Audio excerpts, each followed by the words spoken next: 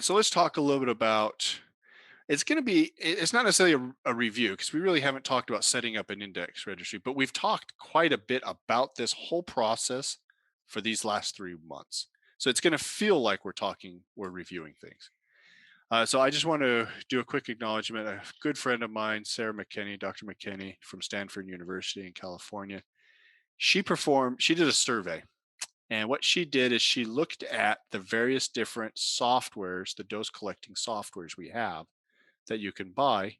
And she basically came up with a pros and a cons list. And so there are some slides I have today in my talk that she let me borrow. So I just want to give her acknowledge that those are her talk slides. Some of these slides are hers. All right. So historically, how have we collected data when we have tried to estimate risk? Well, most of the time, most of the publications that we have read about over the last 10 to 15 years have all been retrospective studies, and they have never collected data from databases because, for example, when we did this out of Australia where they looked at um, they looked at all of these different head scans in kids, and they said that there is a chance for increased cancer risk from CT. They did, excuse me, the same study over here in the US, and they did one in the UK. Well, all they could do is go back to the 1990s and the very early 2000s, and they just looked at the type of MA, KV, and exposure times that were typically used. They had no dose information. They had none.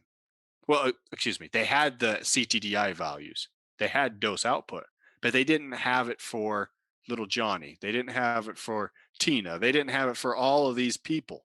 All they had was just a general idea of how much they used to use. And then they just had to make a lot of infer. They had to make a lot of estimates and calculations, and they had to infer from that data what the risk would be to us today. And it should be pointed out that really PAC systems didn't really come into usage until about the mid 90s. Computers just really, for the most part, the internet really didn't come into play until the mid 90s. And so, if when it comes to doing data analysis in the past, it was very difficult. Nowadays, pretty much all of the systems that we use in radiology are moving towards uh, collecting data using a software based system. Um, this software based system is going to allow us to move past this idea of using paper based surveys.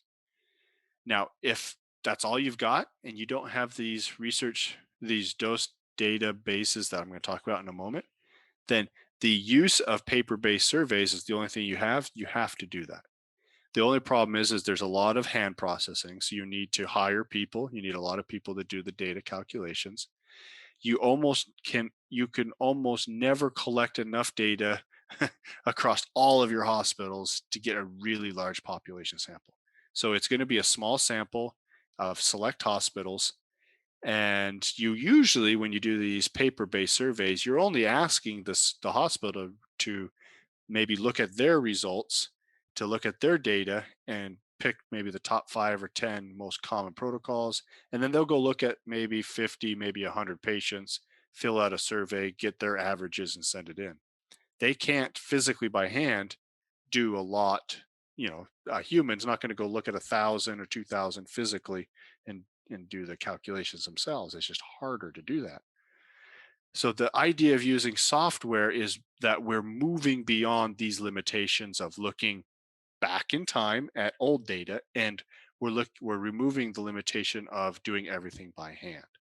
And that is why these softwares are really going to revolutionize the way we do DRLs going forward. So there are a lot of options out there. So what do you want to buy? What should you look for? So let's talk about that. So this is a slide from my one friend. So a couple of years ago, she looked at 16 companies. As of 2021, there's even more companies. So even this data is out of date. But she looked at the most popular ones. For example, Ratometrics is the oldest. It's been out there for a long time. GE from DoseWatch has also been out there for a while. All of the major vendors have them, like Siemens, Philips, GE, of course. Bear, of course, Radiometrics. But these are ones you actually have to pay money for. And oftentimes you have to pay a lot of money for them. And then there's the open source ones. So these are the ones that tomorrow, or even today, if you really wanted to, you could go and you could download OpenREM or Open Dose Monitoring or Radiance. You can actually just go download them right now and you could start doing dose collection. So there's a lot of benefit for some of these.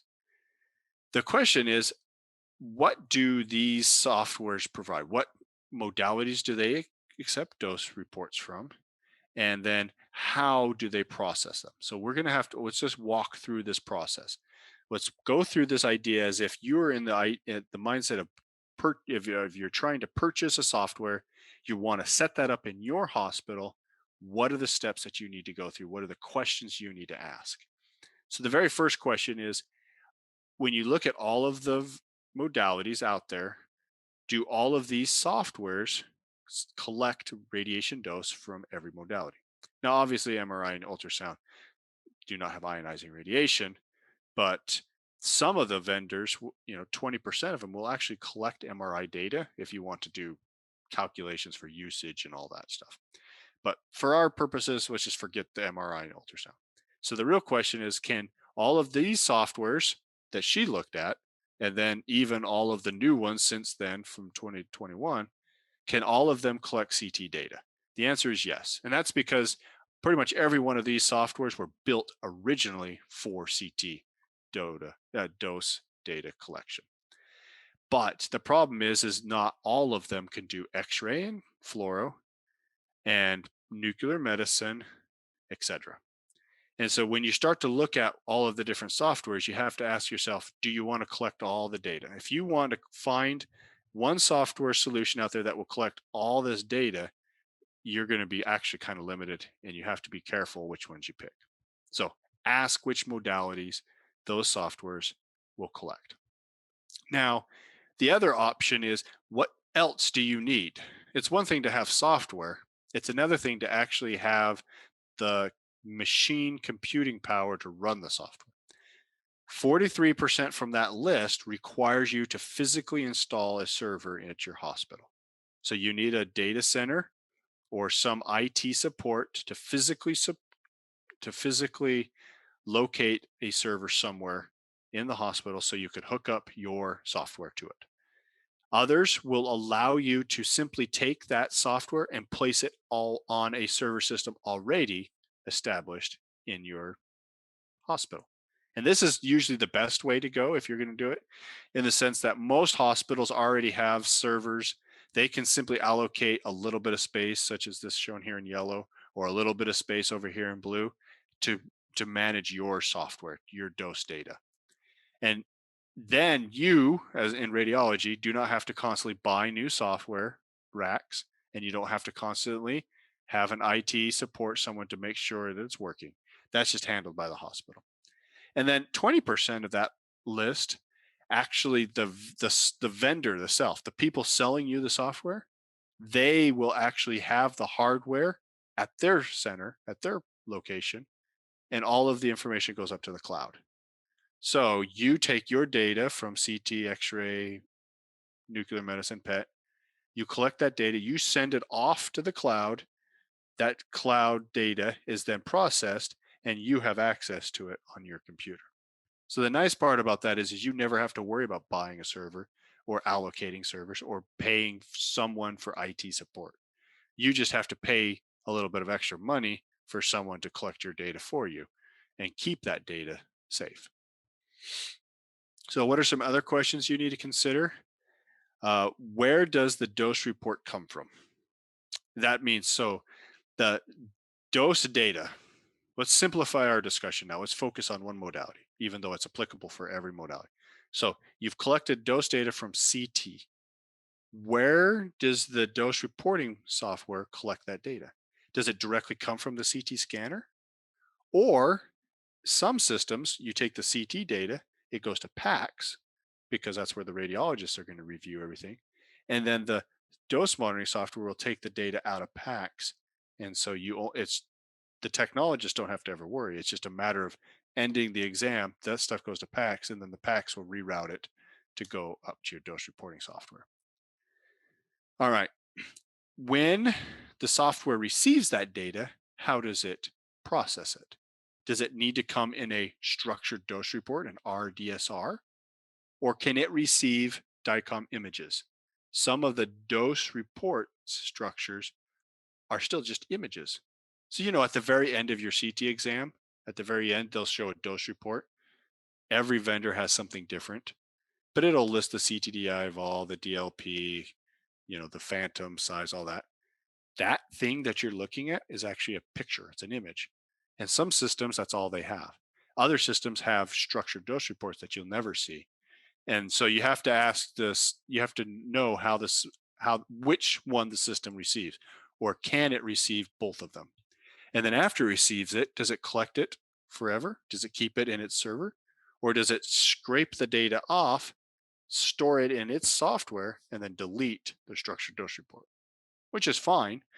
But I've found that if they're not deleting them, the process gets bogged down. And eventually your server starts going slower and slower and slower as you put more and more data into it.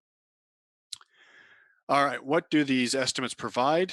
So when you actually calculate doses, what ones do they provide? We've talked about in every modality, there are various different dose metrics that you have to be able to understand. Air Kerma, DLP, CTI vol, um, DAP, CAP, all of those things. You have to be able to find out if the system will be able to provide calculations for all of those dose metrics.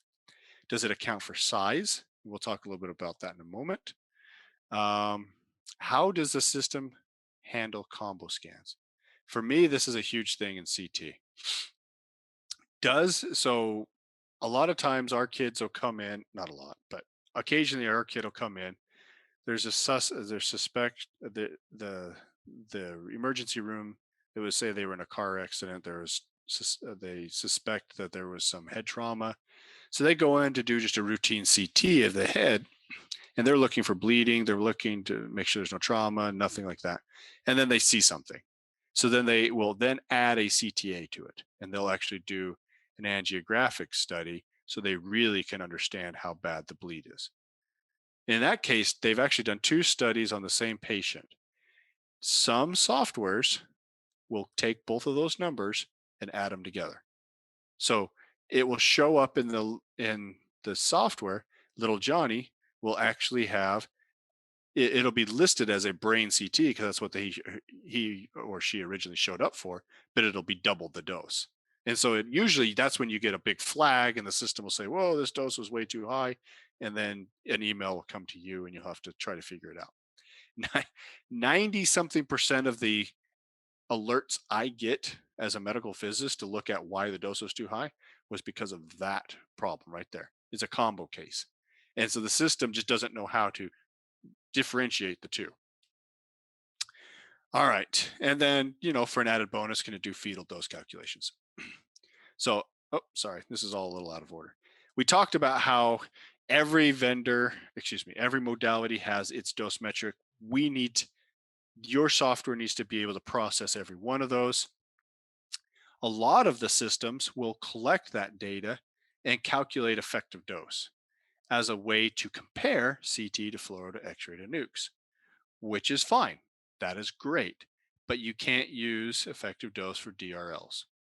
So that's okay if it collects the volume CTDI because that's what you want for DRLs and air kermas and your caps and DAPs and all of that. That's what you use for DRLs. The effective dose that it collects and calculates is actually a very good thing, and we'll talk about that in the next talk. But you just still need to be able to differentiate and make sure it can do all of that. You don't want it to collect all that, calculate effective dose, and throw away the rest of the data. Some of the more sophisticated softwares will allow you to go beyond CTDI vol, beyond effective dose, and actually start to estimate what the true patient dose is. And the only way to do that is if you use Monte Carlo. And so the system has to be able to calculate the dose to the organ if you want to know what the patient dose is.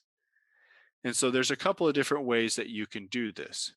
The system can actually, some of the systems will actually take an image. Usually it will be um, the scout or the planning radiographic image. And so let's say it was a chest, abdomen, pelvis. So you got the quote unquote scout view of the chest, abdomen, pelvis. And what it'll do then is it'll measure how thick it is, and it will then pick a phantom of similar size, and it will then have all of these organs already established, the volumes, the sizes, the lengths, all that.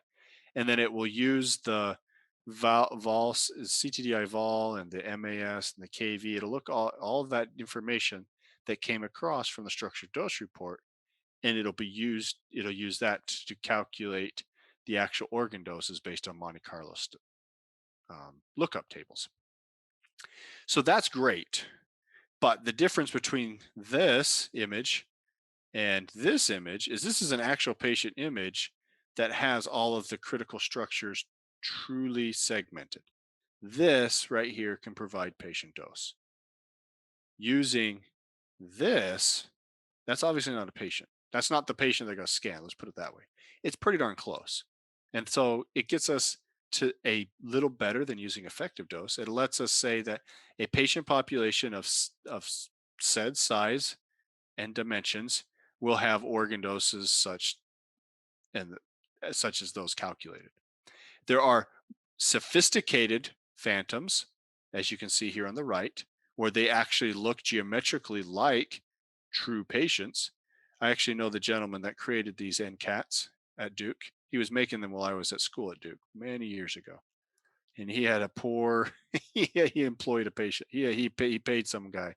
He would take hundreds and hundreds of patient CTs, and he would manually segment all of their organs, every one of them. And they just did that over hundreds of thousands of images to the point where they created a library of images of phantoms of all different sizes. So they had all different organ sizes, organ positions, and everything. I mean, I'm sure that guy went cross-eyed doing that many segmentations. But the beautiful thing is we have these more realistic phantoms compared to the ones we've been using since I think this ORNL came out in the 50s, maybe the 60s, where these are great mathematically because they're perfect geometries. Spheroids, squares, rectangulars, cubes, all that stuff. You can do math on those real easy. But you and I do not look like this. The beautiful thing about these NCAT and other type phantoms that they've been developing is you can create different sizes, obviously different genders, and then different patient thicknesses or attenuation levels. So like I said, you can take that scout image that you send over to your dose calculating software. It will look at it and it'll say, oh, that looks like this patient right here. Or it's a 5-year-old, but the 5-year-old's actually a little thicker. And so we'll pick a thicker 5-year-old. And so it's able to do that. So you get really accurate organ dose calculations. Now that all said, organ dose calculations are not going to be helpful for DRLs. They're great for if you're trying to optimize your protocols. They're great for if someone got scanned and it turns out she was pregnant. Now you need to calculate how much the dose was to the fetus. There are all these other reasons why I look at the organ dose calculations for some patients. And to get to a better place where we can actually estimate true risk. So will CT cause cancer in the future? The only way we'll ever be able to answer that question is when we get true patient specific dosimetry, where we're actually segmenting all the patient organs, calculating those actual organ doses, and collecting them in a database.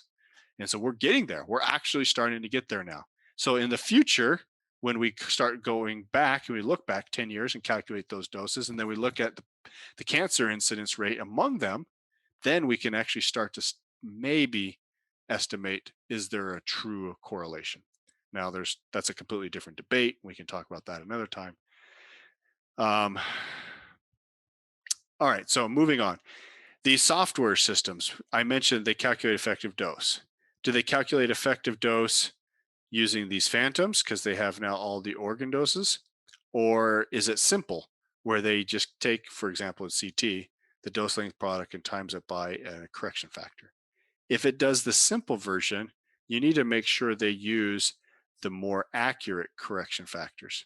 There's some old correction factors that are still being used out there. It surprises me. There are some publications out there that people still use the old correction values that were developed in the 1990s.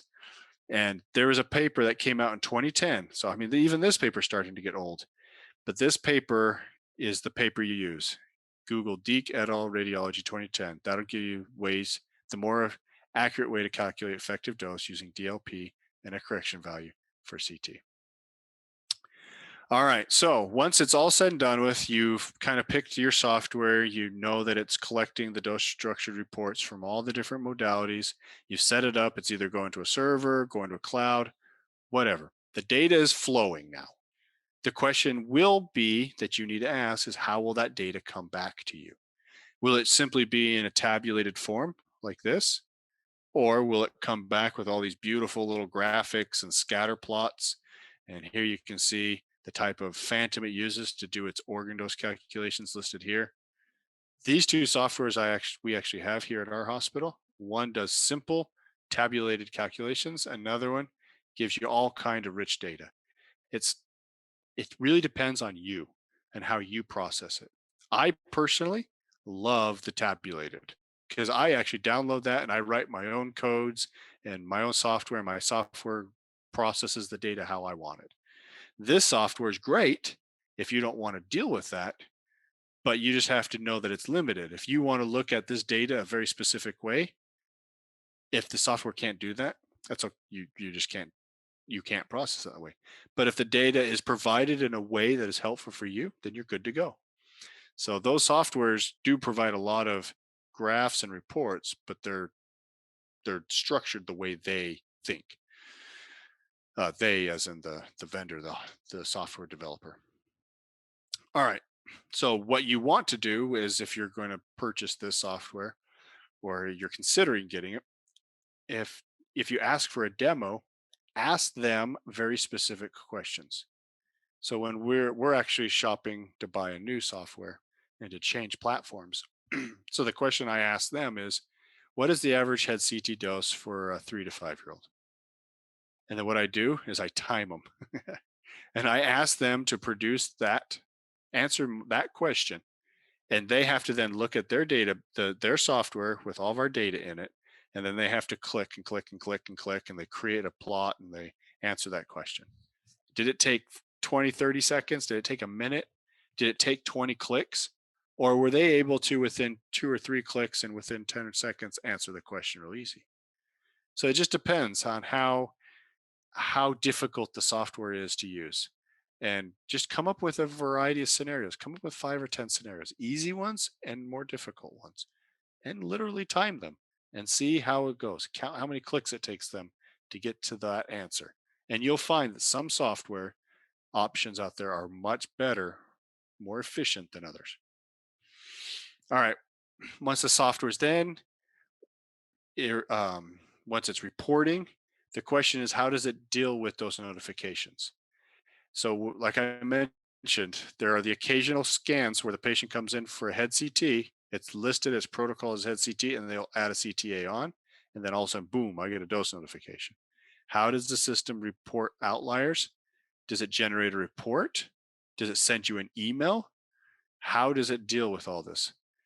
Some of these systems, or 100% of these systems, will provide either emails, PDFs, some kind of dose alert that you can download and process. Others, only 90% of them, will actually have on their system basically a way to alert you in the software. And then it'll tell you which exam it was, which CT scan it was, which technologist acquired the image.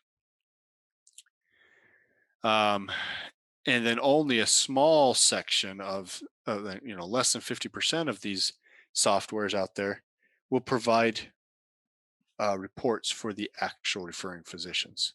In other words, I don't even know why you'd want to do that, to be frank, but it provides a way to put that report, that dose notification, out into like the EHR, the hospital, the patient, um,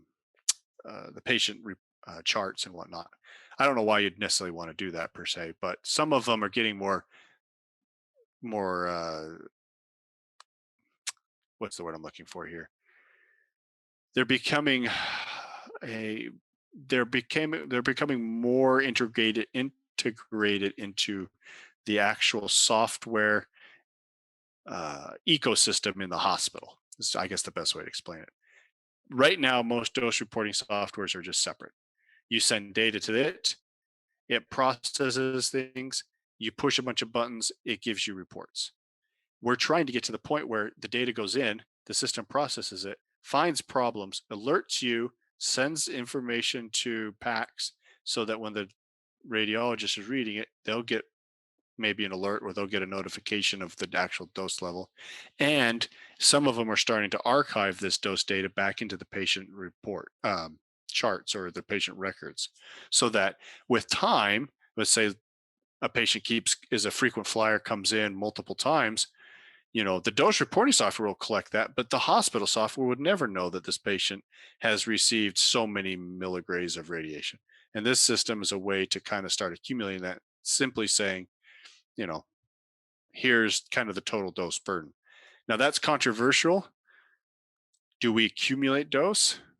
Do we calculate it? Is this dose, the scan that we got 10 years ago, the same dose risk as the scan that we get today? And I would say no. But from what it's worth, a lot of these softwares are starting to do that. They're starting to collect, integrate, and report that data out. So you have to be careful how your hospital will use that data.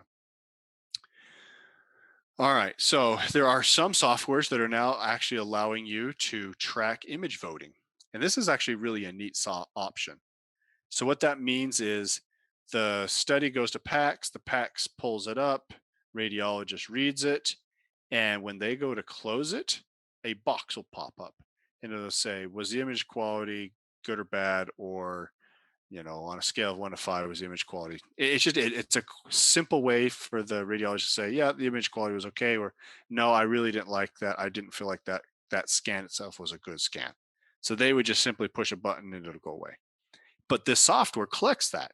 And so now you got a dose report and an image quality report, and you're able to kind of process the two. One of the software options allows you to physically change and map protocol optimization. So that that's kind of a fun feature if you're, especially in a large hospital and you're trying to optimize protocols across a lot of different scanners. There are some softwares that will take the dose report, as I mentioned, and it will physically place that into the PACS or into the radiologist's dictated report. So the radiologist doesn't have to dictate that so and so got so much air kerma or volume CTDI. The system will immediately just place it into their report. All right, so these softwares are the strongest when it comes to helping you guys meet legal requirements. That's probably more of on us here in the US. This is becoming a legal requirement that we dictate and we report patient doses. But excuse me, one of the nice things about this is it allows you to do a lot of quality control analysis on your own. You can query individual cases, you can query it by protocols and find protocols that are too high or too low. This is all stuff that you can do internally, and then eventually you take this data and you push it off for DRL calculations. But then the hospital, the nation, Thailand, eventually comes out with their DRLs. And now you're able to compare those DRLs to all the data you have in your dose reporting system. Some of the weaknesses of this system is that, of course, it does not track risk, true defined risk, because it's not actual patient data. It's a close estimate. So we don't actually know what stochastic risk is. I mentioned some of them are starting to accumulate the total patient dose. And I believe that's actually a bad thing, because the scan they got yesterday and the scan they'll get tomorrow, the risk assessment for both of those are two different things. And just because someone's had 10 CT scans in their past doesn't necessarily mean they're at more risk tomorrow. There's a lot of variations, there's a lot of variables that you need to take into account when you calculate overall risk. How they calculate effective dose is somewhat of a black box. We talked about the two different ways. Um, yep, yep. Okay, so probably the other thing that's really important for you to know is not all of these softwares can actually interface with a national based dose registry. So if you, the goal for you is to get this software at multiple different hospitals in your hospital, excuse me, in your nation or in a region, you need to make sure that these softwares have the ability to export data and collect that data and aggregate it. And so only 67% of them are actually capable of interfacing with an external server and providing that data in a format that they can then process it. And so we just talked about that. Um, and then finally, once you've selected this software, it's bringing all that data out of the modality into a central repository. That repository is then sending it off to a national center. The national center eventually is going to start hopefully providing data back. So this is kind of the step that we're at in the US. We've collected data for many, many, many years. We set up DRLs, and now we're to the point where the flow of data is constant. We constantly get data from the hospitals to the national processing centers, and then those national processing centers every quarter will send a report to all the hospitals.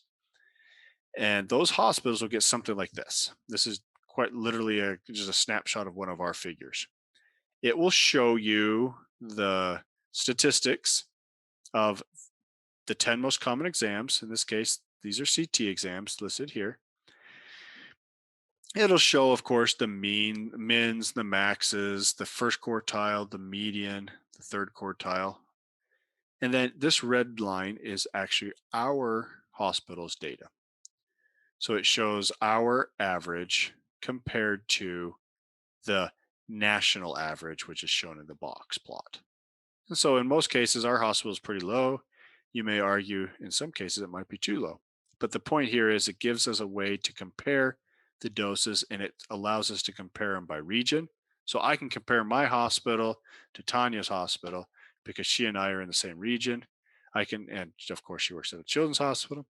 We can compare it as a function of patient size, doing SSDE. You can do it as a function of patient age, although I don't necessarily agree with that because size is the most important metric, etc. You can break it down and you can do a lot of comparisons. Um, I'm just going to skip over that for now since we're kind of running a little low on time.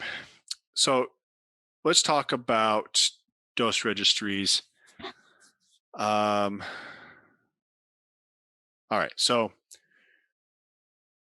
yeah. So what are some of the limitations of the current setup? Right now, none of the dose tracking softwares, everything on that list I showed prior, they all can send one way to the national dose registry, but none of them receive back from the dose registry. To this date, all we get is a PDF report. I'm hoping that as time goes on, these softwares will eventually return data back so that you can then process it and it would show and compare your data to other people's data. So we'll get there, I think, eventually. But for now, everything is processed using an Excel spreadsheet. So what you need to do is you need to establish an analysis team. Once you've got this whole system flowing, you got data going to and data coming back based on national DRLs, you need to be able to analyze and make sense of this data. So you're going to have someone like a physicist, a CT manager or an X-ray manager, a floor manager. You're going to have a technologist manager over all the different modalities, and you're going to have a variety of radiologists that specialize in these, in the various different exam types that come from different modalities. So you'll have someone that's like a neuro doc, a body doc, an interventional doc, etc. And those are the people that'll help make sense of the data. So in our case, our data is a little low. We're actually at the 25th percentile. So we meet quarterly and we ask ourselves, was the image quality what we have? Is it sufficient? Is it maybe too low? What should we do to improve it? So convening that group, this little group right here, this analysis team periodically is a great way to make sure your doses are constantly where they're at and the image quality is where they're at. And we already talked about this in the past where the DRL is that target. Getting below the DRL is a good goal when it's applicable. And then if you're below the target of DRL, what do you do with it? So we'll talk about that in the next talk a little bit more. So what are some very generic steps on setting up the next step, which is the National Dose Registry? So we've been talking all about the software you would need at your local hospital and the steps to go through to figure out which software you'd want and the steps that you'd go to get the data from the modality to a point where it can go to a national dose registry. But now for those of you that are working on setting up a national dose registry, you can go to this website. This website is for the ACR, American College of Radiology. Here in the US, they've been doing this now for, good heavens, probably 15 years, at least over 10 years. They've set up the National Dose Registry here for us in the US. And so all of the steps I'm going to take from them come from this website. So go there, you can read it. They have a lot of great examples. So the first thing they advocate doing is establishing a group of experts. So we've already kind of talked about that. But more specifically at the hospital level, more specifically, you need a person that will become basically your account manager. So if you work at hospital A, that person is going to make sure all of the data from hospital A gets to the National Dose Registry. And if there's ever an issue with the National Dose Registry, they know who to call. And that person A is usually not a radiologist. It's usually someone that has technical expertise, a computer-based knowledge person. It's someone that can work with and help this data transfer. They're usually not a person that's going to make sense of the data. They don't need to know what a CTDI is or an error curve value is. You also need key IT support staff.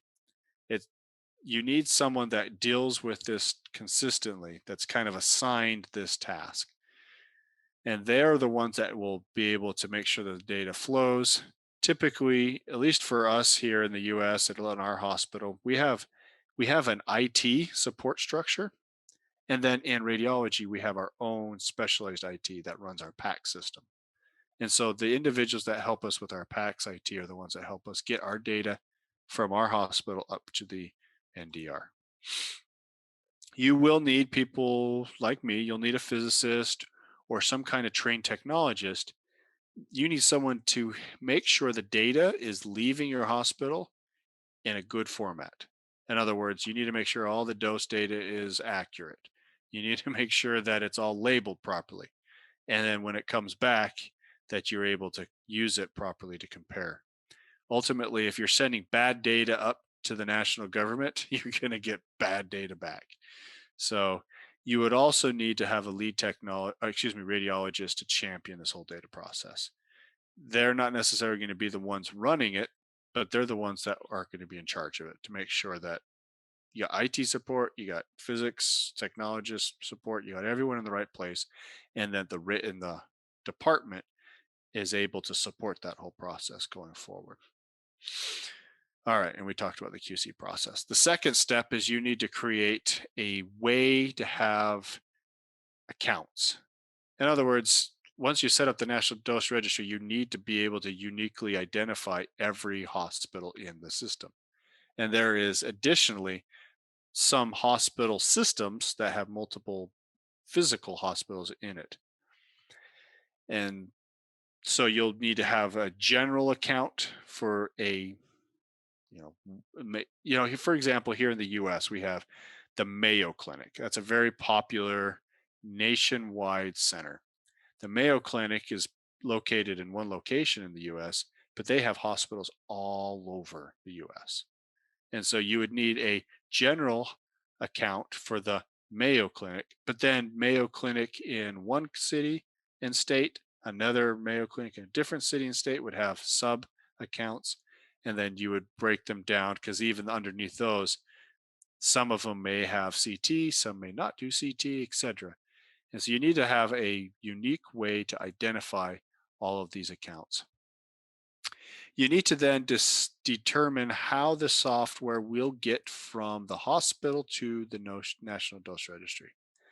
We've talked a little bit about how data flows internally, such as from each of the modalities to PACS, and the PACS would go to the structured dose reporting, and the PACS system could maybe even set it up to the National Dose Registry.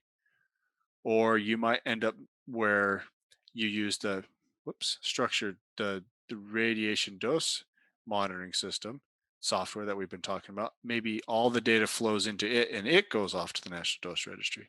So there are a variety of different ways to approach it. It obviously depends on the software you buy or you download. You just need to make sure that you get it processing so it's all efficient every time. The next thing they talk about is you need to get a good naming convention.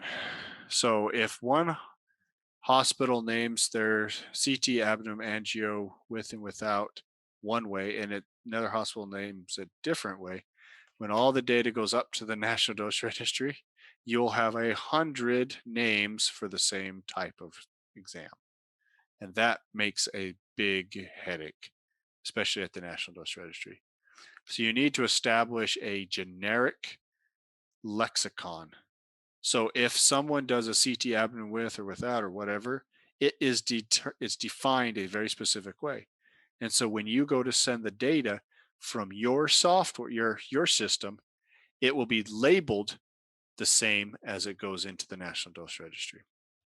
We've actually talked a little bit about this during this in a couple of months ago. One free option for you to consider is you can go to RSNA. You can go to playbook.radlex.org. In fact, we've actually talked quite a bit about this a couple of years ago when I was physically in Thailand. And I know you guys have adopted this in Thailand. For those of you that have not or have not had experience with this, you go to this website, it's free. You can download all this, you can look at all this. It comes in spreadsheets, but you can go in and you can look at different ways to identify the data internally and then identify it through the National Dose Registry. And then it will be, so in one label, so this RPID, it's labeled RPID2, and that would be any CT abdominal angio with or without contrast. And so anything that meets that criteria, some abdominal angio with or without, it would be labeled as an RPID2 as it goes into the National Dose Registry. All right, so we just kind of talked about that, but you need to develop something. Radlex is a great way to start. Even if that's not what you ultimately use, I would recommend go to their website and at least understand how they've established it. So just a quick overview of what we talked about. You got to get data out of your scanner. You need to get it into your software such that it's either from PACS or your dose reporting structure software, whatever, so that it gets into a server that's on your site that prepares that data. Excuse me. It maps the names, it anonymizes things appropriately, and it pushes it to the National Dose Registry. In our case, as this is an example of the US, we use the ACR.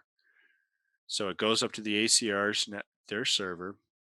They do a bunch of analysis and data calculations, and then, like I said, quarterly we get a report back to our hospital.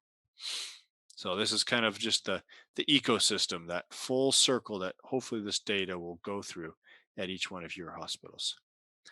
So we talked about how it needs to be anonymized. There needs to be some kind of reporting structure so that the hospitals can use that data to actually make sense of it. It's one thing to create DRLs. It's another thing to create DRLs that can then be used for quality control. All right. So that's everything I have for this talk. Thank you so much, Sam. But you still have another talk about how to interpretation, right? Yep. Got one more talk. Okay. Yeah. So I think like we can go like for the next talk, and we have like at the end for the questions. Mm-hmm. Yep.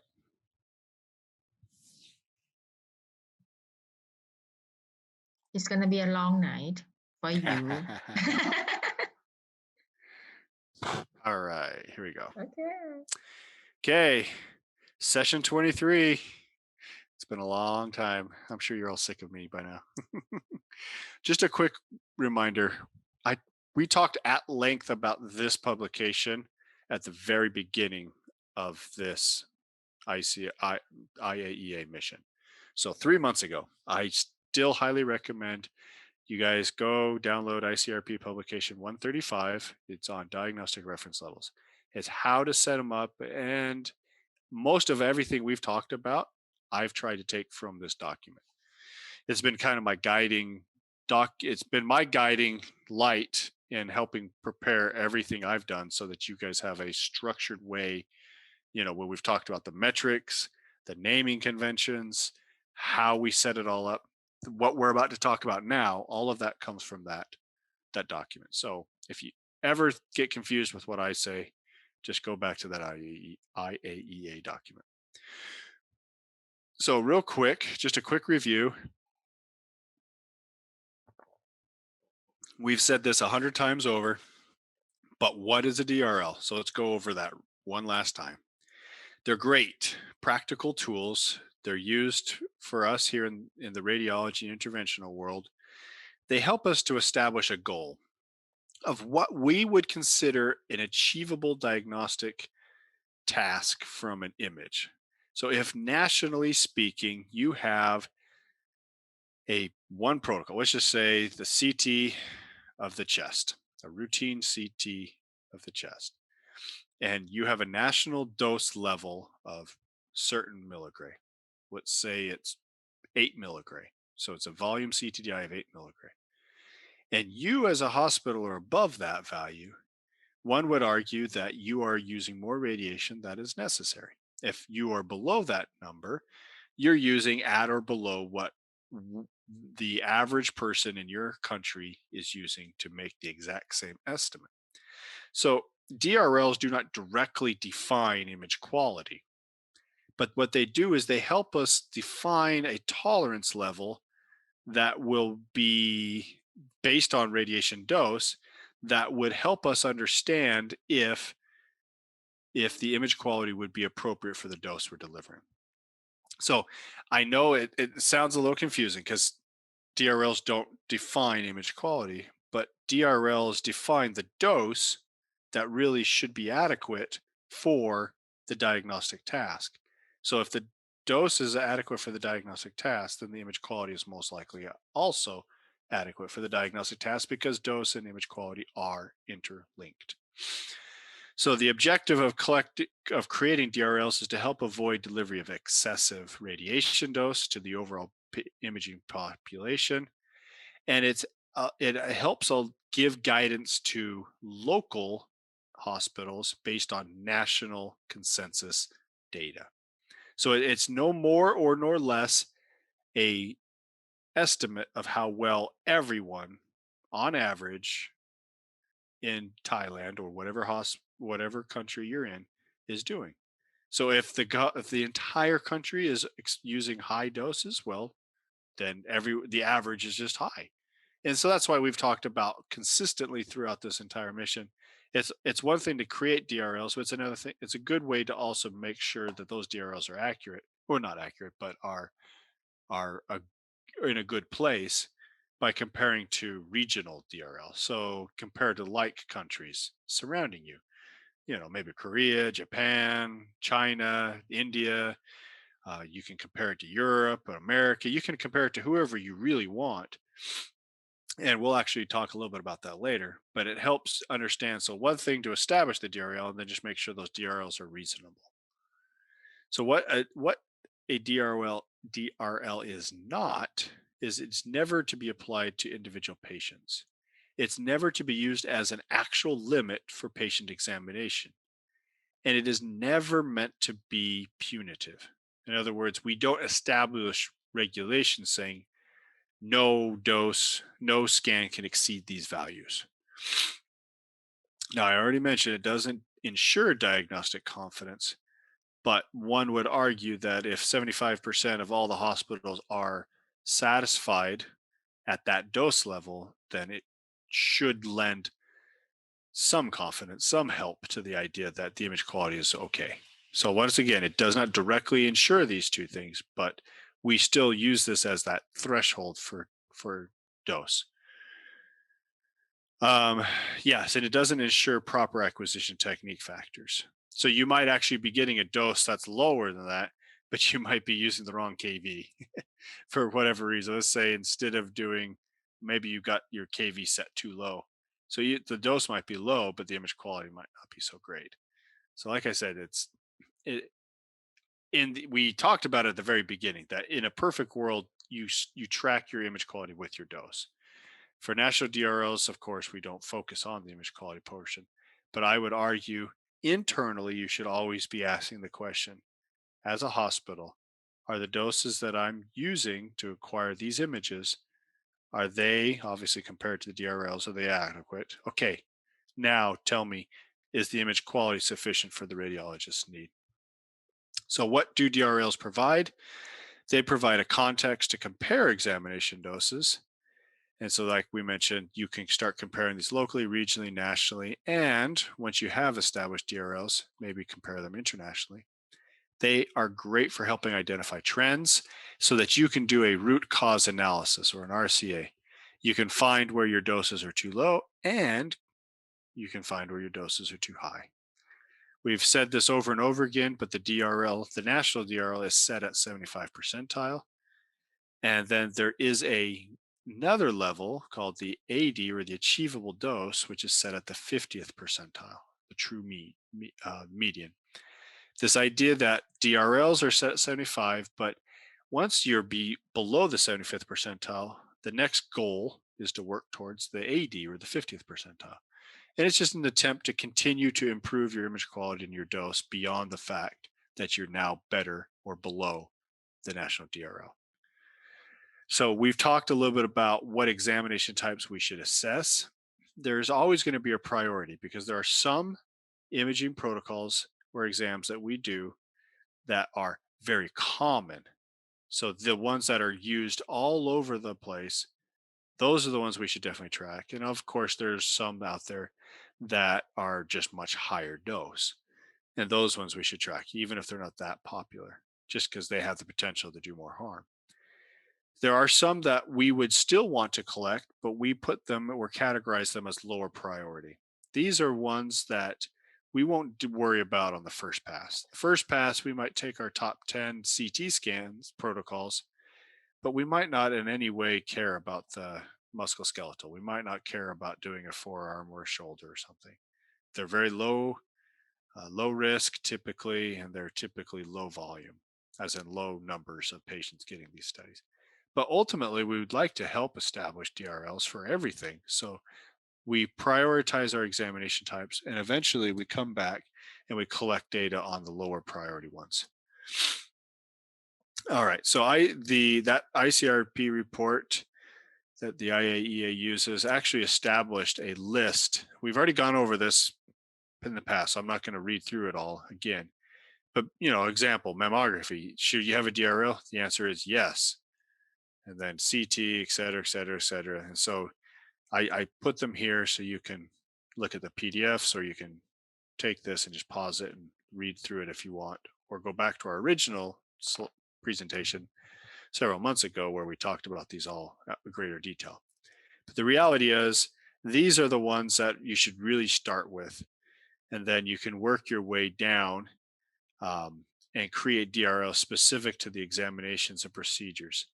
You need to make sure that they are like for like. So it's one thing to pick a CT head, but it's another thing to do a specific, like a routine brain, because there's routine brain, there's brain shunts, imaging for shunts, there's imaging for a whole lot of different approaches. So you need to make sure you're comparing like for like, because one may be a higher dose, whereas if you're looking at shunts, those tend to be low dose neuroimaging and CT.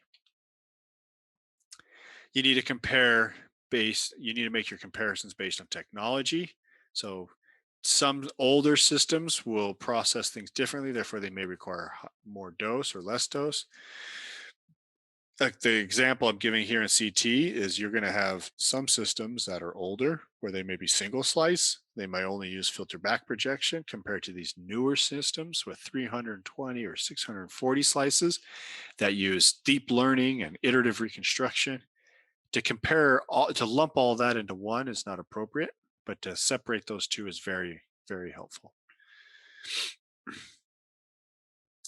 We talked about naming conventions, so I'll skip over that. All right, what quantities do we use? We've said it 100 times now. Do not use effective dose. You only use quantities that you can measure. Since you cannot measure effective dose, we do not use effective dose. The IAEA recommends the following in radiography and dental to use air kerma. So it's the incident air kerma. It's not the surface dose air kerma. So this is just air kerma that you would measure at a point at the entrance surface of whatever organ. So in the body, it'd be the surface entrance into the head. I mean, the body, and the dentals will be the head. You can also collect it for CAP in mammography. And so the digital breast tomosynthesis, you should get the mean glandular dose, D sub G. Fluoroscopy, we've talked about once again the cumulative air kerma, but more specifically at the international reference point. You can also collect CAP data. CT, you got the volume CTDI and the DLP. Those are the two most common. We are releasing ours here in the US, the diagnostic reference levels for SSDE. So SSDE is just a quick reminder, corrects the volume CTDI based on the patient's size. And I think that's also very helpful because it helps flesh out the differences in patient populations that you're imaging. It's not currently recommended. The IAEA does not currently recommend the SSDE. I have a feeling in the future it probably will. Currently, they only recommend the volume CTDI and the dose length product. And then when you're doing stuff like nuclear medicine or PET, now we're talking more about how much dose we're putting into the body versus what the machines are putting out. So in this case, you just need to know what you're injecting. So the injected radiopharmaceutical dose of millicuries or megabecquerels. And usually we scale it by patient weight, although you could just do just straight up actual injected doses. So what you need to do here is that you're going to collect the quantities that are the most common, the ones that, of course, that you can measure, and you're going to calculate the median value and the mean value, and you're going to set the 75th and you're going to set the DRL at the 75th percentile, and you're going to do these calculations for every examination time. So just a quick reminder, why do we use the median value? Well, the median value is the literal middle value, the value where 50% of the data is on one side, 50% is on the other side. It is not skewed as much if the median value is not affected as much if you have a skew to your data. So in this example on the graphic on the right, you have a right-leaning skew. So you have a few really high doses and a majority low dose. So the mean in this case is going to move towards these higher doses because when you just do a simple average or mean, the high doses are going to pull that mean higher. Obviously, the word mode is just it's the value at the very peak or the center of the distribution.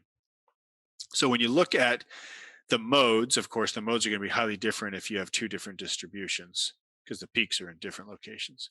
The means are going to be different locations based on the shape of the distribution. So in this one, the purple values right here, they're right skewed, highly right skewed. So the mean is all the way out here.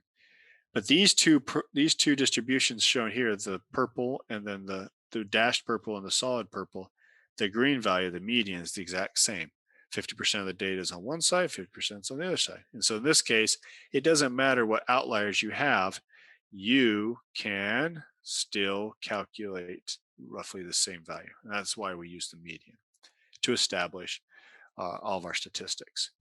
So now let's just kind of talk a little bit as once again, this is all refresher before we get into the discussion, what we should do to include in our DRLs.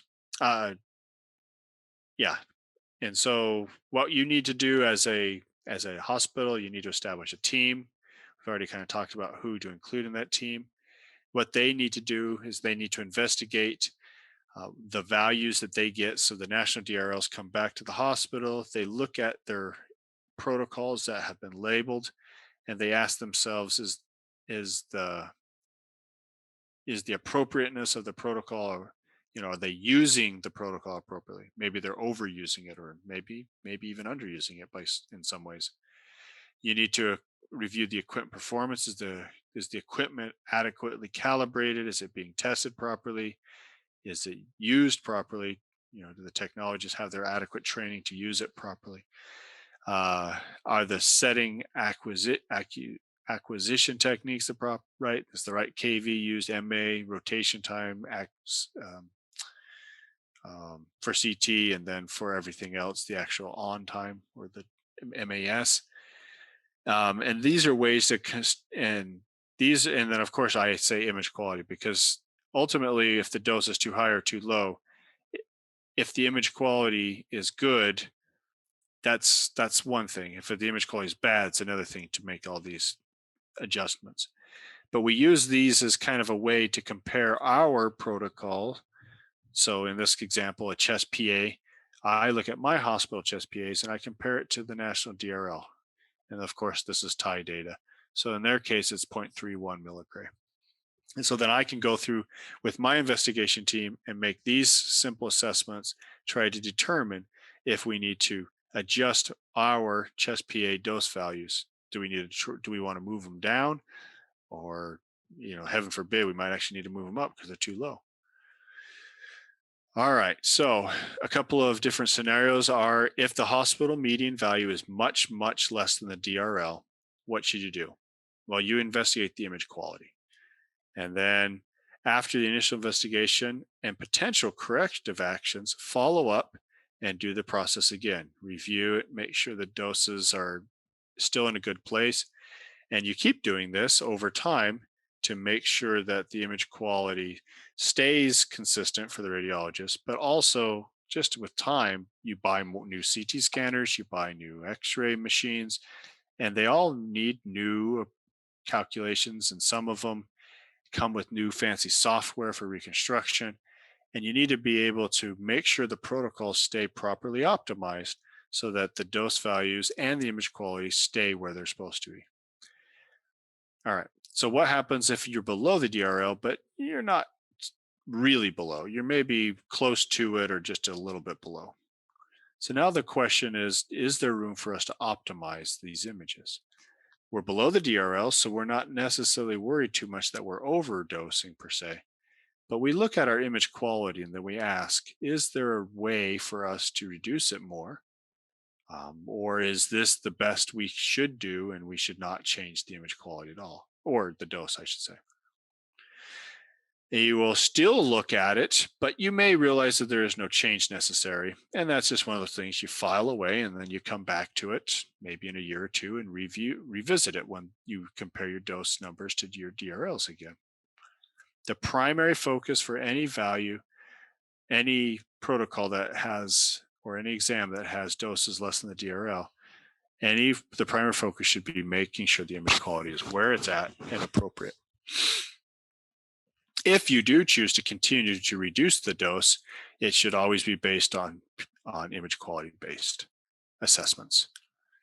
So the DRLs help us standardize an acceptable level for radiation dose in a medical population. The actual total dose burden of the population is a completely separate survey. And we actually talked a little bit about this, especially when we were talking about CT. You guys are collecting data right now. You're using that to calculate DRLs. And in the near future, you guys are going to you're going to get software established all throughout the country, and you're going to get a wealth of data. This data is going to be flowing in consistently. And the question then becomes, can you do more with it than just simply establishing a DRL? Can you make a better assessment of the actual total population dose burden? So with all the statistics you're getting, you can start to now ask that question on it for a select number of exams. What is the average number of exams for, say, chest PA performed at all the different hospitals and imaging clinics throughout Thailand or whatever country you're living in. And then how do those average dose values apply to that number? Or excuse me, not how, but you can then apply those numbers. So once you get a population size, so let's say you're doing a couple million PAs a year, just PAs a year. Well, you know what the median values are from those hospitals you have surveyed. So now you can do some simple math and you can actually start to calculate effective doses and population collective doses. So, like I said, I gave you this example back in CT, and it's helpful once again to understand your population dose burden, to know what is the percentage is being used for modality and what is the overall effective dose in those modalities. So it's not necessarily meant, this is not for DRLs, but this is meant to just help guide and steer you as a country as to the usage of your medical imaging, um, as a function of the dose burden to the population. So Tanya, of the few things she asked me to do for today, is she asked me to review how you would do this if you've never done this before. So obviously Thailand's kind of gone through this process once, but she wanted me to put these slides together kind of from the perspective of maybe some of our friends that are here from different countries surrounding Thailand, or whoever else is watching in on this. So that was why we went through a very generic discussion of the softwares, the generic discussion of setting up a national dose registry, and the generic discussion of DRLs. That was just a quick review for everyone so everyone's on the same page. Now, specifically, the next slides are going to be, Tanya asked me to go back over all of my talks and look for all the times where I made the comment, these are my suggestions. So now we're going to kind of go into each of the modalities and let's just talk. There weren't, a lot. You guys are doing, so specifically in Thailand, you guys are doing a great job. You've gone through, you've collected a lot of initial data. There were just a few comments here and there that I had. So I'm simply just reproducing those comments now in these slides. And that will be a way to review all of the comments that we have talked about. And then at the end, I guess we can just talk about it. So in CT, obviously, here's your examples here. Some of the comments that I had made was to actually start the next round to start differentiating your data for pediatrics. And I know that's difficult. Here in the US, we're only now barely publishing pediatric data. We've had adult data now for over 10 years. We are about to publish pediatric data. So it takes a while. I get it. It's hard because you have to break it down to different age and size categories. We are here in the US, we've started collecting for SSDE. As I mentioned, the IAEA doesn't necessarily recommend it yet, so I leave that to you, but I highly recommend doing SSDE. It's just with the dose software, the in CT, the dose reporting software easily calculates SSDE now. So it's just something that is going forward. It's a new metric that we are going to be using everywhere. In the next couple of years, you're going to start seeing SSDE on all of your CT scanners. The IEC is moving forward with that. It's been working on that for probably about 10 years now. So it takes a while to make these changes, but once they happen, and they stick for a long time. And we talked about dual energy CT. Dual energy CT is right now is a pretty small fraction of what we're dealing with in the overall CT population. But dual energy CT has become very popular, especially in adult imaging. All vendors pretty much have dual energy capable CT scanners. And there are some hospitals here in the US that they do all of their imaging with dual energy now. And so for what it's worth, I recommend that on your next round of CT, you ask that question and start to see if you can collect some data. Now, you may not collect enough data to do real good statistics, and that's okay. And you just might not do a lot of dual energy CT in Thailand. That's okay. But I would just recommend starting to consider that. All right. So in the IR world, the one big question I had was your units. So when you looked at all the numbers were great. Your values, your average was just, you were a little higher in some countries, a little lower than other countries compared across the world. But the issue is most people report DAP as gray centimeter squared. You guys use the units of milligray centimeter squared. So you are going to look into this because assuming your numbers, these numbers are actually gray centimeter squared, they line up real well with the international data. If they're actually milligray centimeter squared, you guys would be the lowest dose system country in the world. You guys would be all down here at the bottom of this graph. So that was just one thing that we wanted you to do, is just double check your units, which is basically what I said here at the top. But the other thing is, and this is not in any way meant to be a critique, but every country chose which IR procedures to report for their national DRLs. And you should do that specific to Thailand, because there may be specific protocols or procedures that are just very common to Thailand. I don't know why they would be unique to Thailand compared to, India, but maybe there are specific ones that you just do more of for whatever reason. And so that's why when we looked at the national data, international data, no, there were very few procedures. There were very few procedures out there that were common among all countries. But what I would recommend is you find the most common ones in your country. And it would be great if you could find one or two that are common across all countries as a way to try to calibrate your output values. And so that's just a way for you to know if, as a country, your interventional numbers are in line with the others. And as I mentioned, that was, right here, you can see here with the embolisms, aneurysms, you guys are a little lower than the average. Excuse me, stents right here, a little lower than the average, etc.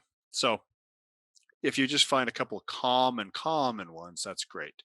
But then you may find some other that are very specific to Thailand. All right, we talked about the film screen, and in fact, Panruethai, she brought this out in her own data. So this isn't something that I'm necessarily pointing out. But when you look at the data, obviously the national DRLs, your film screen data is actually lower than your digital, which is actually should be the opposite. So that's one thing that you guys have hopefully been looking at.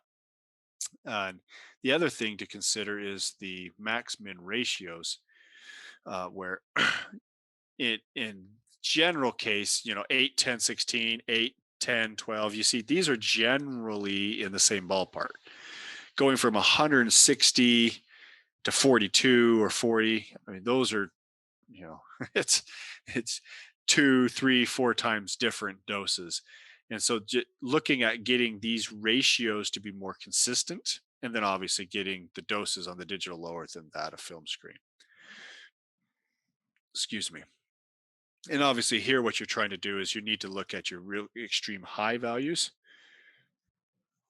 Excuse me again, and your extremely low values. There may be that some cases are high, your max values over here for chest PA at 4.32. And this one is 0.42.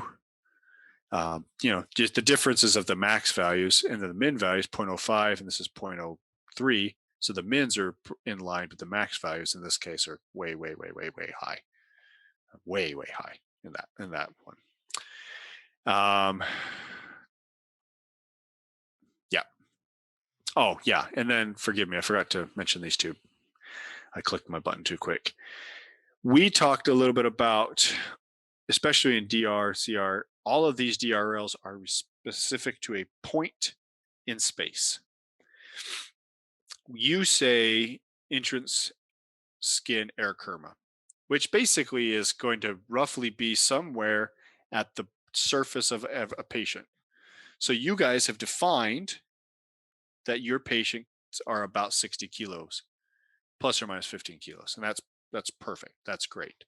So now you have a rough size of a 60 kilo patient. So there's a rough distance for where these DRLs are being calculated. So it'd be helpful when you publish this data. So when I, as a hospital, am comparing my numbers to your numbers, I know basically where my DRL is. So if it's a 60 kilo plus or minus 15 kilo patient, that patient might be on average, say 30 centimeters or 40 centimeters thick or whatever, 60 centimeters, who knows? It's just whatever that is. So it's some distance from the table, maybe, or some distance from the X-ray tube to a point in space. So simply providing that as much as possible just helps hospitals know when they hand the data sheet over to their physicists, they go, oh, yeah, I know. I make those measurements at that location. So that's why our data is the same. Or the data that you submitted may actually be, let's say it's higher, but you realize that you make your measurements higher than the national DRL. Of course, they're higher, closer to the X-ray tube. So of course your numbers are higher.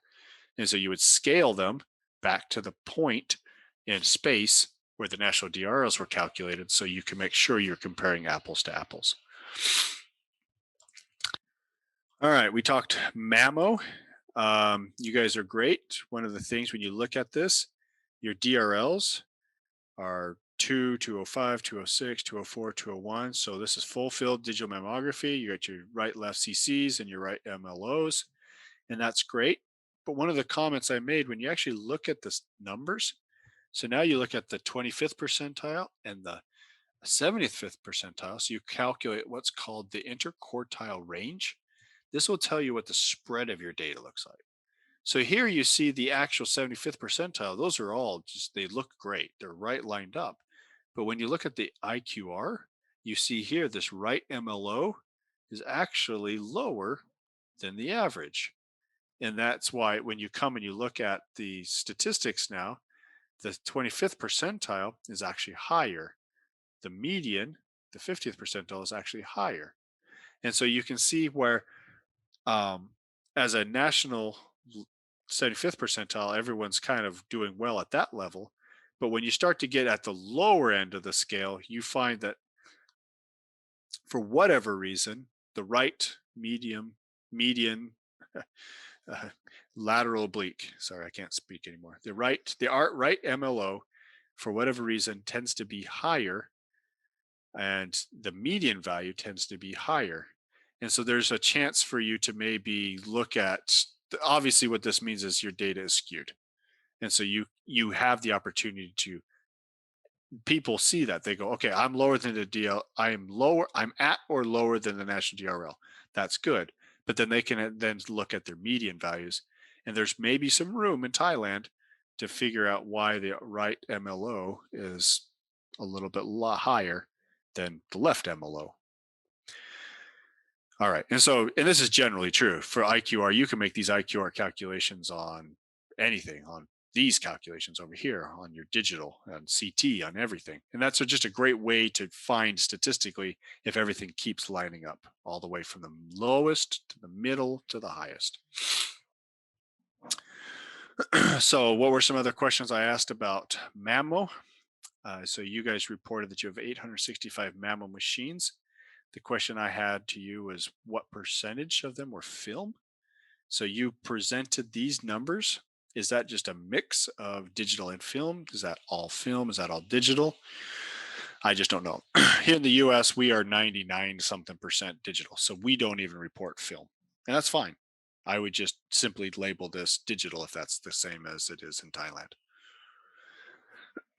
We talked a little bit about digital breast tomosynthesis and how that's becoming very common. In the US, we haven't got there yet. We need to establish DRLs for DBT. And that is because almost consistently, all of our patients are getting DBT and a full field digital mammography. So four view, right left CC, right left MLO, and then usually one DBT per breast. So we need to start collecting that data. That's what I just recommend you guys start doing. Yes, and then kind of like we talked about in X-ray, where in space are you making your calculation? In this case, you should report just an average breast thickness.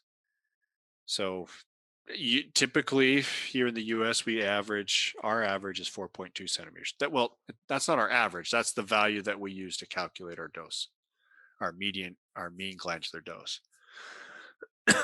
But when you do this survey, you may find that the compressed breast average is different than that. In fact, in the US, you may recall when I showed our data, our average is it's like 5.5 centimeters.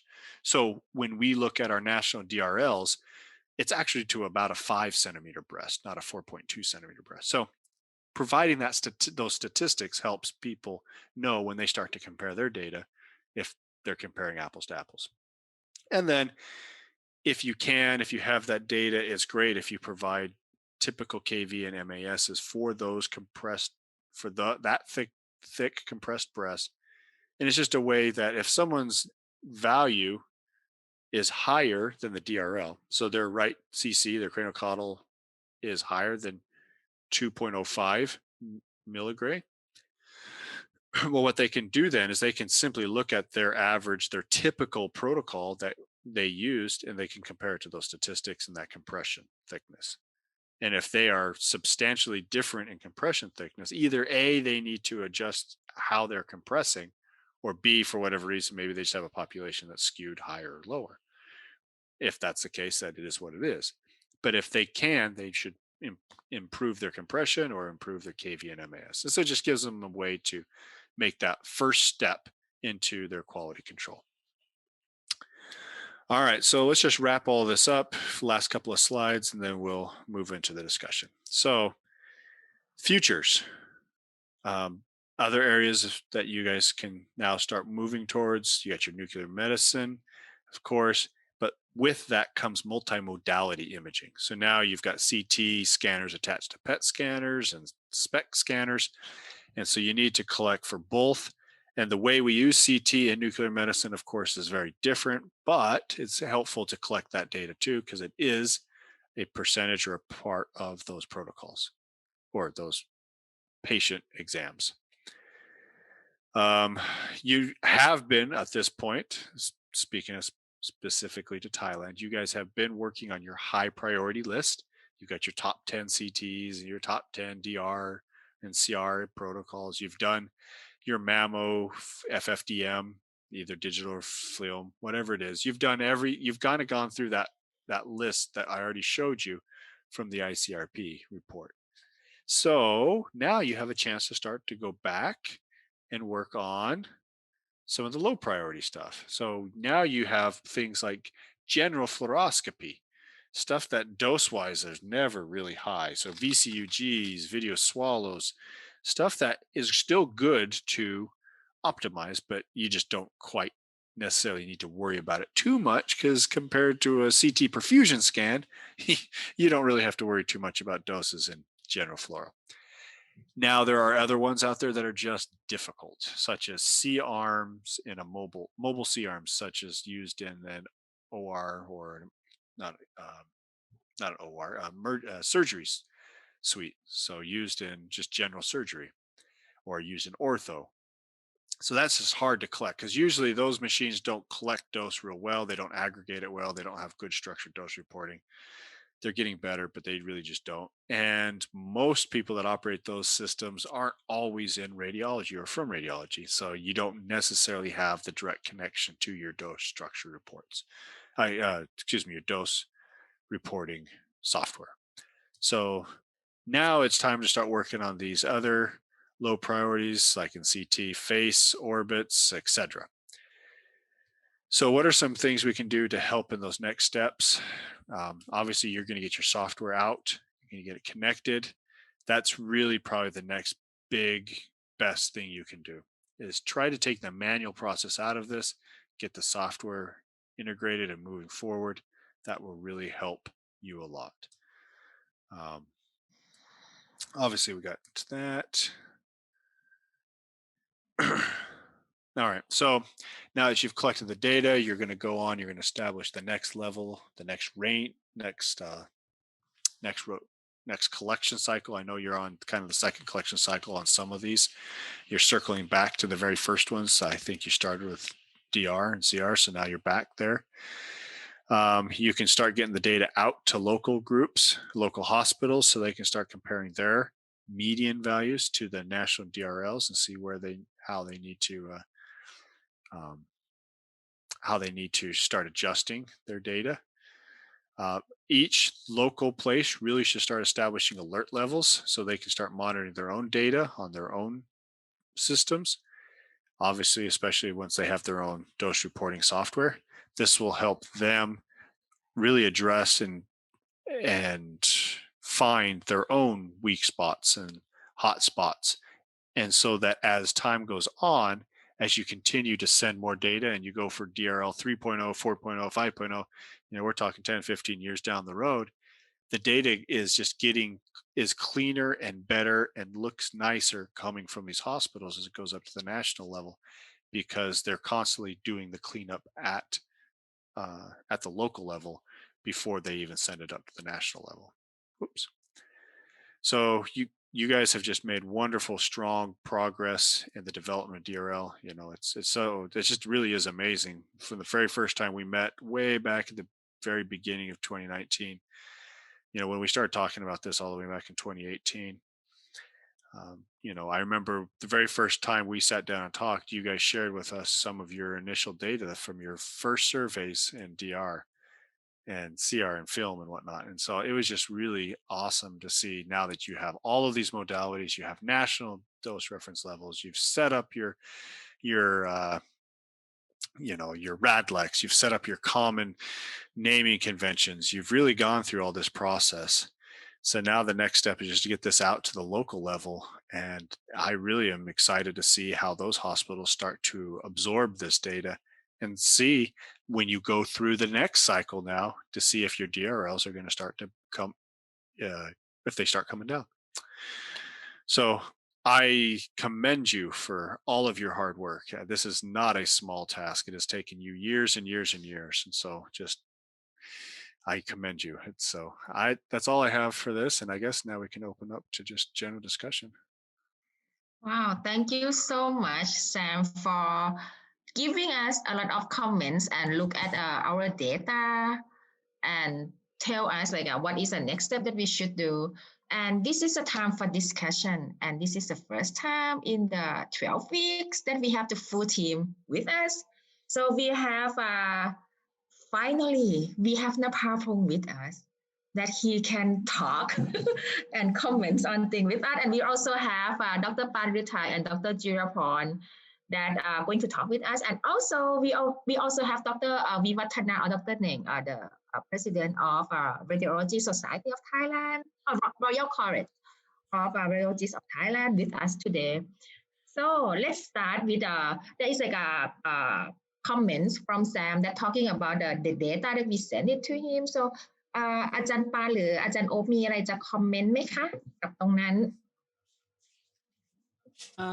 First of all, I would like to thank Sam for your great contribution. Actually, I didn't come in as the commentator, but I watched most of the episode from somewhere because I hardly be home on Sunday. Basically, what we have learned from you is great, and with different modalities and basically what we have done in terms of DRL, we will complete the interventional radiology this year. And for digital imaging, we start already and we'll collect the DR part because now DR, we have more and more unit. And for mammography, I think 100% of the data we got is from digital, not the film. We no longer use film screen anymore. So that's the thing that we are currently doing. But for the next step, which is the one of the biggest thing that will ever happen to Thailand is the National Index Registry, and I will share with everyone later about the current development.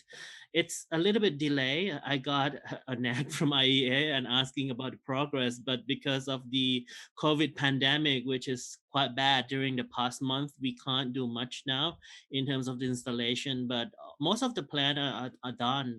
Like we have our Lex Thailand system to do the protocol naming, lead by Dr. Panruethai. It's done already. Now it's just the matter of connecting the hospital those management system together and link to the data clearing center in Bangkok. That's great. That's exciting.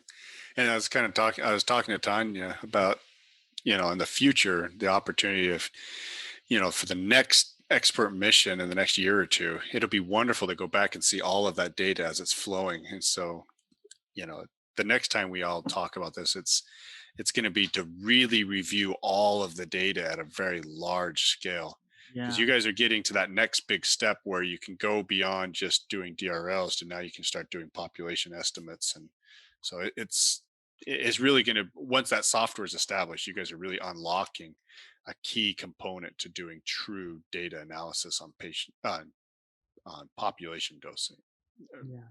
dose And from Thailand. And on top of that, I think that the benefit from this DRL data collection is about optimization. And we do not have many of the clinical medical physics physicists around. And radiographers or technologists, we also have some limitation because of our education and training may not focus on this issue, unlike the clinical physicists. So I think training on optimization would be great deal to the practice in Thailand also, and especially after the DRL come out, I got a lot of phone call from our radiologists saying, like, for example, head and neck CT protocol. The radiologist called me and said they cannot read the image because our technologists just focus on optimization. They look at the DRL and just decrease the dose without worrying about image quality and things like that. Again, we have to focus to them that DRL is not for individual patient, and this message must be spread around so that we have the same tools or the same way to exercise this mission to optimize the dose to our practice. Yeah, yeah, yeah. And I commend you for that. That's not a small task. ค่ะอาจารย์ปามีอะไรคอมเมนต์เพิ่มเติมไหมคะที่จะคุย About the unit of the interventional, I think it is my fault. Oh no. No one's fault. About the unit, probably I put the milli. It is already It is gray, great. as you say. Yeah. No, I'm sure it was. And about the TACE of the body intervention, it is the liver. And about the digital radiograph, that the proportion of the maximum minimum, the Department of Science of the Public Health Ministry have the check the number, and it is some mistake, and for the chest they have another correct one. But but for the others about the same. There's about 50 or around that the difference between minimum and maximum. Yeah, but only the chest has changed down. That's great. The number is less than that. That's great. So you're making good progress. It's moving the right direction. That's awesome. And indeed, this year the Department of Medical Science going to do the cycle of the digital radiograph again, and in this year include the pediatric chest. Oh, wonderful. Hey Sam, there is a questions from chat box. So first one is about like should each hospital send the total number of the examination in each protocol through the AOP? So the answer is yes, that's a great statistic to have. It's part of, now you don't see the total number listed in the DRL, but for someone like Dr. Panruethai and her team, being able to understand the total it takes the data to a different level, because now, we talked a little bit about, I'm just going to get out of this view. It's easier to move this way. Actually, I'm sorry, I'm scrolling on the wrong one.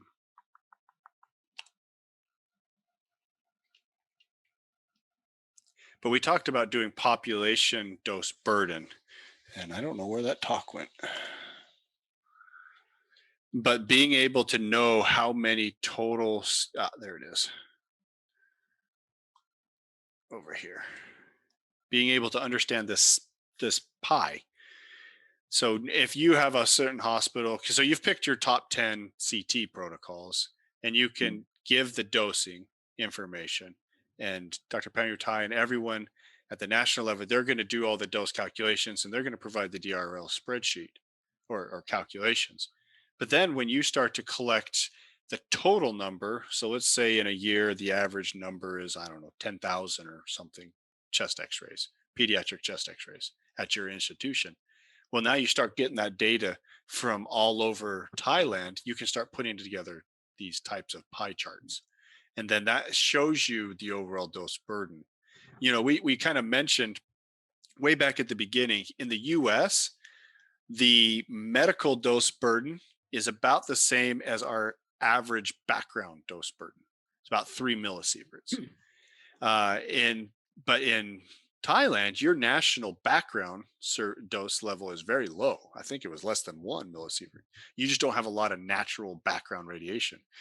You guys all have probably nice, good skin complexions, all healthy people in Thailand, right? But so that means your overall medical dose burden is going to be much higher.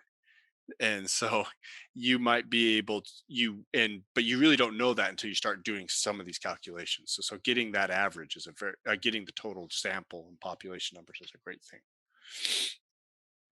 thing. I believe that Dr. Vivatana, the president of the Royal College of Radiologists, is working on the survey of the frequencies of examinations in Thailand. That's awesome. Yeah. And that's hard. Every about 10 years, we do that here in the US, and it takes probably 2 or 3 years worth of and it's a team of people collecting data, and there's no one source of data. So you have to we go to billing, we go to different surveys, we contact hospitals and ask them for that data. It takes a lot of different sources to try to estimate what your total population is. And so if you do have a way for all the hospitals to report their national dose values and start reporting their actual population totals, that goes a long way to help out. So that's great. Yeah. On top of it, I think we need to submit the data to United Nations every 10 years. It's UNSCARE project. I think this is the same thing. But a big challenge to us is this statistics, because we don't have such mechanism to collect the data, like the frequency, how many examination in each modalities, and the age group of the population. Even the UNSCARE said that we can do estimate, but there are a lot of uncertainties in there. So, but however, we will try our best to send for the next round, which is 2028, I think.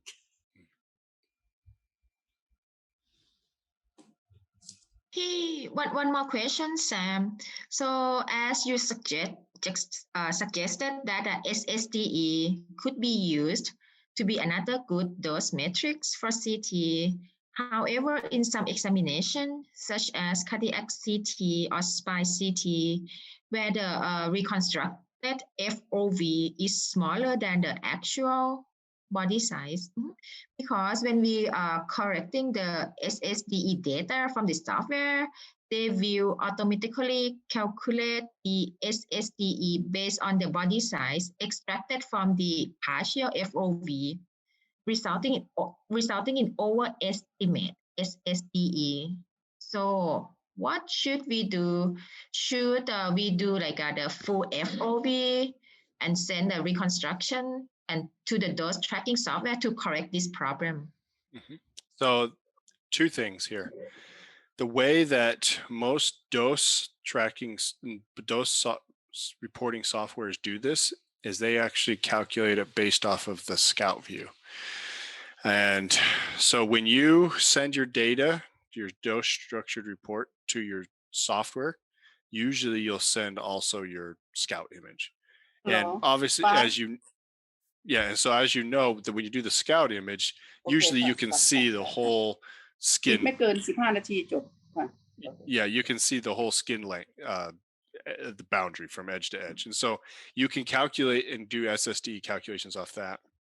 The other thing is, I would say, is in the future, as I mentioned, the IEC has gone out and has defined a way to calculate SSD for all CT scanners, all vendors. And so in the future, the scanner itself will calculate it. And so the dose monitoring software will simply receive that number. The software will not need to calculate that number in the future. So for the time being, if the software solution you choose does not receive a scout view or a planar radiograph from the CT, then it will be very hard, especially in this example that you provide. Because yeah, if you're doing a cardiac, you will do a normal exam scout so you can localize the heart, but then when you actually do the field of view, it's going to be truncated. The reality is you're obviously irradiating all of the material, all of the tissue around the heart. The whole chest is getting exposed, and so the SSD is still accurate. The CTDI the value is still accurate to the full volume. It's just if you try to make the measurement on the small field of view, yeah, your measurements would be wrong. So the software should be able to handle it accurately, and the software that you guys are using in Thailand will be accurate for that. Yeah. So let's see if we have any other comments. Probably not. So we have Dr. Jiraporn here. อาจารย์ได้ยินไหมคะอาจารย์จิได้ยินค่ะอาจารย์มีอะไรคอมเมนต์ไหมคะว่าfuture what is the future direction for Thailand, what are we going to do next, because this talk, I mean like for the whole session, this is like a combine between the expert mission number 5 and 6, and actually you did it above and beyond, Sam, so this is like a maybe 2.5 expert mission. Yeah, it's like combined like a 2.5 expert mission together that we work for like a four months. So I would like to ask Dr. Jiraporn, after this one, and what is like the future direction for us, what are we going to do next, and what is our plans? Yeah, I think for the past 5 years that we try to establish radiation dose safety for medical utilization and the radiation measurement and management. I think we have come quite far a long way from the beginning, as Sam had said. All this, we have to express our sincere thanks for the IAEA support, especially for Sam, who put a lot of effort to help us in establishing all this procedure, especially in diagnostic radiology. And we have gone through the several tests, I think, as a task force of radiation safety in medical utilization team under the OAP, and working together, close together with the IAEA. At present, as we have seen that we got a national DRL and a lot of and several data that can let us to have the standard value that we can optimize our utilization of radiation, ionizing radiation machine in medical use. And we also have established the National Data Center in trying to collect all the data for the nation, and that we can follow up with our procedure and data and everything that we have in exposing our population. I think the next step, that even though we have worked for 5 years already, and with very hard work since 2018 up to now, it's about 3 years, but I think we just have started to come for about half the way, not about 25 or 30% of the starting point that we come.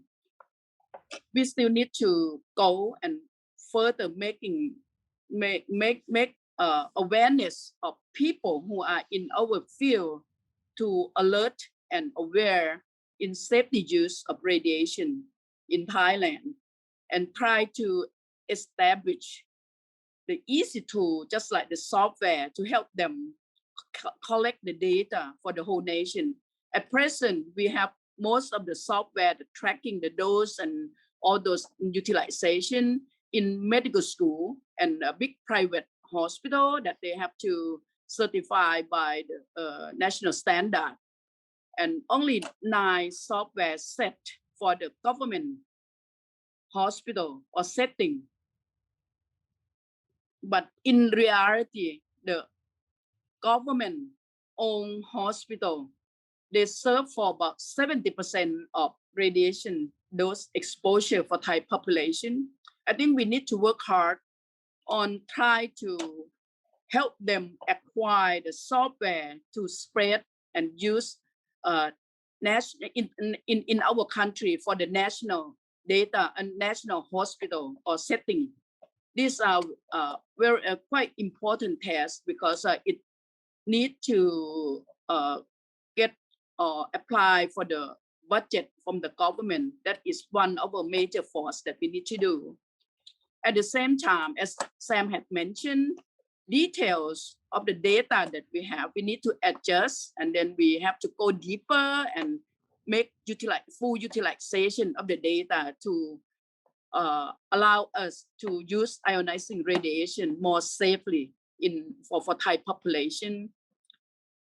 On this, on the behalf of Thailand Task Force in Radiation Safety Utilization for Medical Use, I really would like to express our group, our Thai people or Thai Task Force group for Sam in working very, very hard to educate us, to let us know how to start the way and walk along the way and go for the future one.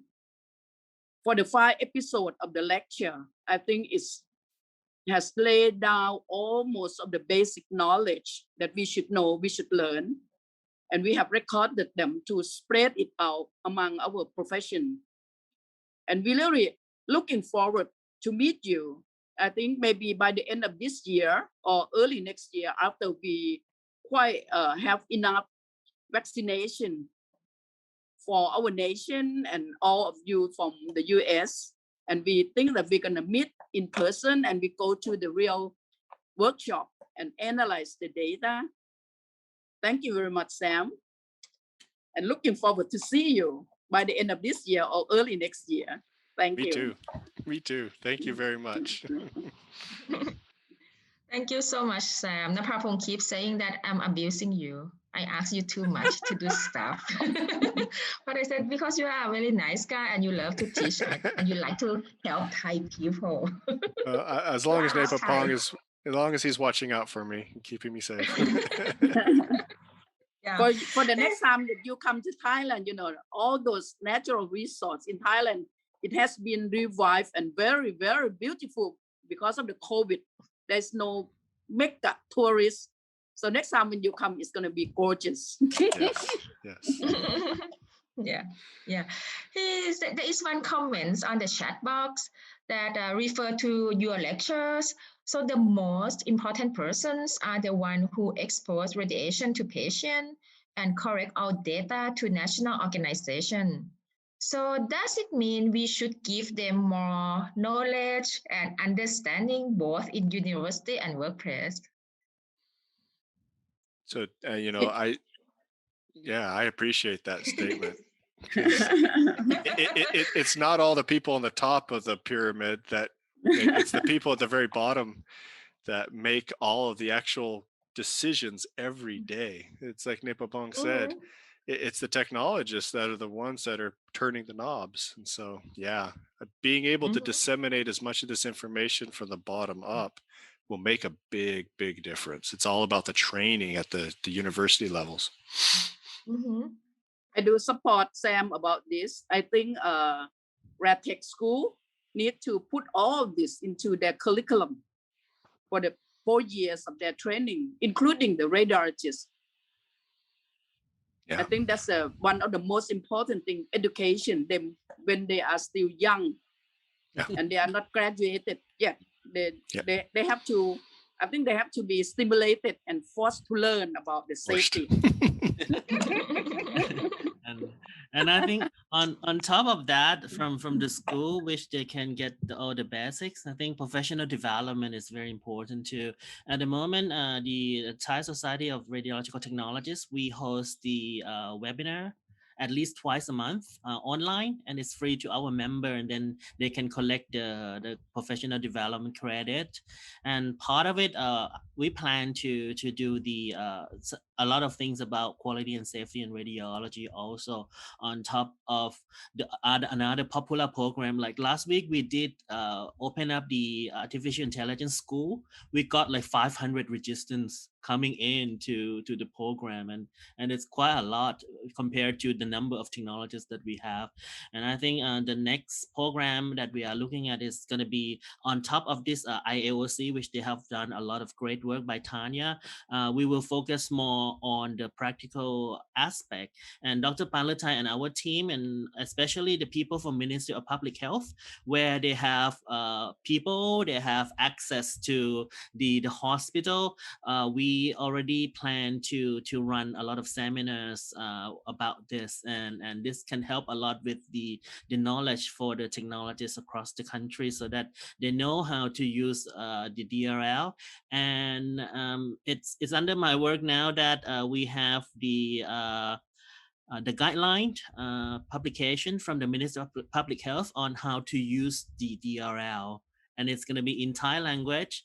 They sent to me like last month. I have no time to take care of it yet. So just remind me that I have to finalize this. It's going to be in Thai language, and it's going to be for the practitioner, like technologists and radiologists, so that they know whatever information or the values that has been data collection and we published already about DRL, how can they use it?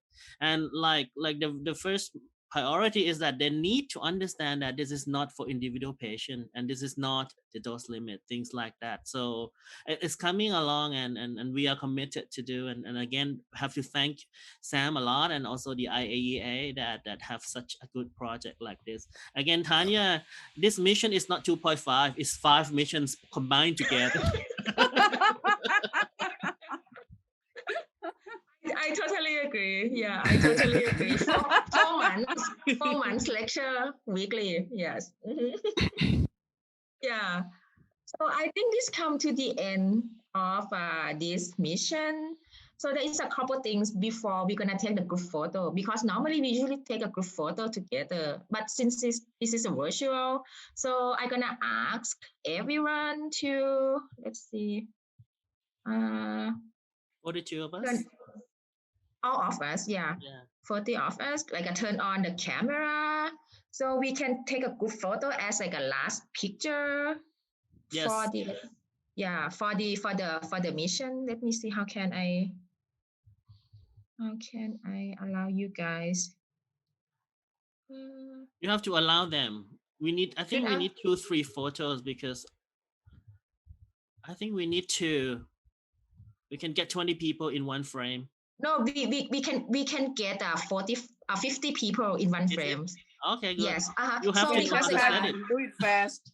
Yeah, so my IT gonna do that part for us. So before we take the group photo as like the final shot.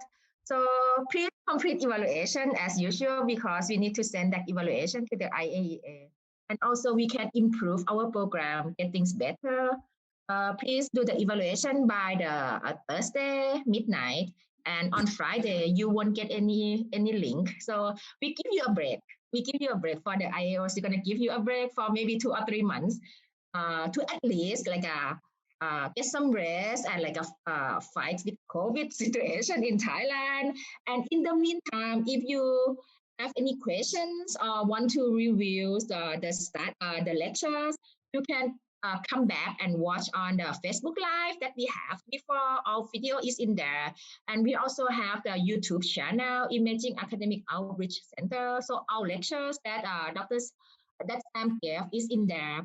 And we also have the PDF lectures in the website. So, but you need to like register to be the member before able to download the lectures, the PDF. So everyone, please turn on your camera so we can take a group photo together. And we're gonna end this session for the, as Napapong said, I agree, 5 expert mission in this year. 2 years, right? Past 2 years, then we don't have any expert mission. So please turn on your camera, and we're gonna end this session together with 3 acts. So first action gonna be yeah, and the second action, yep, gonna be like a mini heart. And what is the third one? What do you want to do? What do you guys want to do? Victory. Victory. Victory. Okay, yeah. So 3 actions, and we're gonna end this session. Sam, you have anything to say for us before we let you go? Have a good night. It's been great. It's great. I'm going to sleep after 3 months now. Okay, and we will see you by the end of this year or maybe next year. So please turn on the camera, everyone, and we're gonna have this photo on the Facebook page, IAOC. So first action, yeah. So we done. We are done. Yes. Okay, second action, mini heart, yeah. And the last one, thank you so much, everyone. We will see you again, maybe next year in person. Bye-bye. Have a good night, Sam. Bye-bye, everyone. ขอบคุณค่ะสวัสดีค่ะสวัสดีค่ะสวัสดีค่ะขอบคุณค่ะสวัสดีค่ะ Goodbye, Sam. Thank you very much. Bye, everyone. Bye. Thank you so much, Sam. Have a good night. Thank you.